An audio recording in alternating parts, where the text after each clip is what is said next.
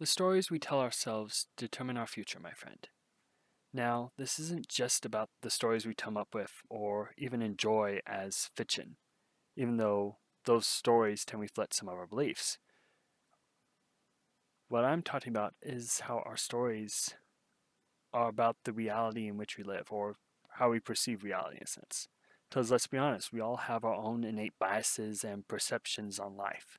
So, really, what we consider reality may not be all that true. Rather, it's all the story of our reality. In essence, we see things as we are, not as they actually are.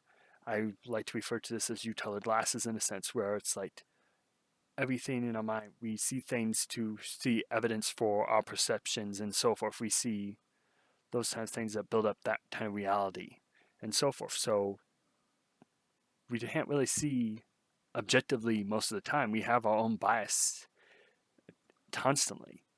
So it's just one of those things to be aware of. For example, we can take history. There's the saying, those who don't learn from history are doomed to repeat it. But part of our biases may determine what lessons we are learning from it.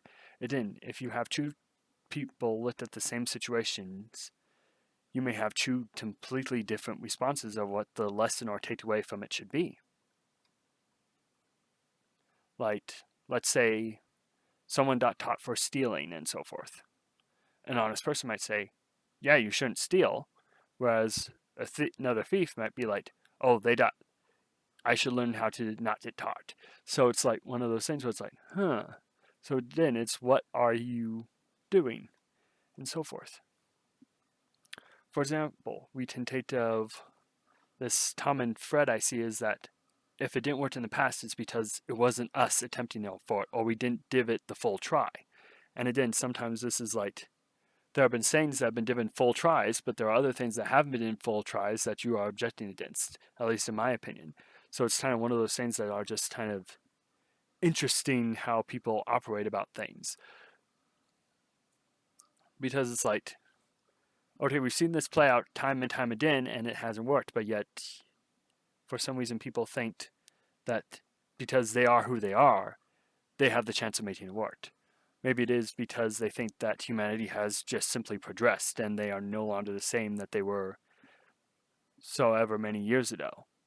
But the thing is, if you really pay attention, while we may have progressed technologically, we haven't really progressed all that far kind of in countering human nature when it really comes down to it. And oftentimes it's those who think we have countered human nature that really have not even come close to curbing it, at least from my point of view.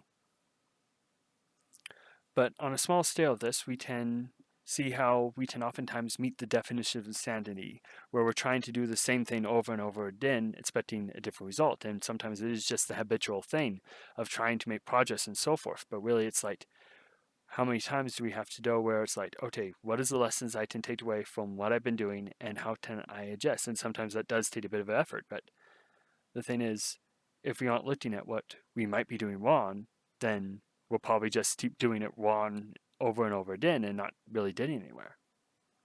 Now, another way these stories of reality can affect us is in how we see other people. For example, if we are telling ourselves someone isn't to be trusted, then no matter what that person does or says or how they operate, we will see evidence to the fact that they cannot be trusted. We have an internal bias against them, and it's one of those things to be aware of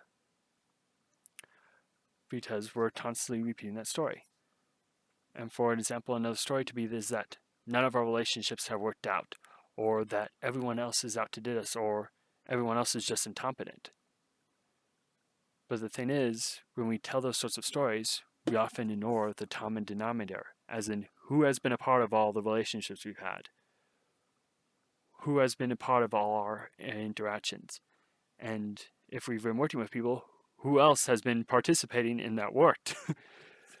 And again, sometimes there are things where you might have people that generally don't work out, but sometimes it is what are we focusing on? What are we actually looking for? Are we looking for this fantasy thing, or are we looking for kind of like traits that aren't actually helpful to maintaining something? So it is sort of one of those things that can be interesting and has a lot of different shades of gray in a sense. But it's just one of those things where if we ignore the common denominator, then of course it might seem like things are impossible. But when we looked at the common denominator, things may become a lot more manageable. But on the other side of this is that maybe we think we are always a problem, that we don't deserve success, or we are not talented enough, or we are powerless to change anything.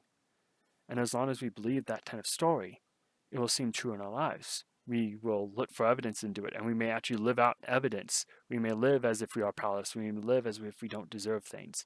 And so it just sort of becomes this self-fulfilling prophecy. Yet when we accept that we can grow, we can change, we can make different choices, we can learn from the past, we can begin to gain a bit more confidence in being able to move forward in our lives. Now, I'm not saying to become puffed up about it and become egotistical on how you can do whatever you want, or you are the hero of your own story. Then, granted, there could be a bit of grain of truth there, but being willing to change what you actually have control over, how you perceive things, and how you operate, may be just the plot twist you are looking for. Anyway, those are my thoughts on this. Why not leave yours in the comments below? And if you enjoyed this video, turn like and share it so others may enjoy as well. Anyway, I'm Jonah, and you've been watching Lionsmade Media, where we celebrate stories and lessons of them. Thank you for listening to my musings. Talk to you later, and have a great rest of your day.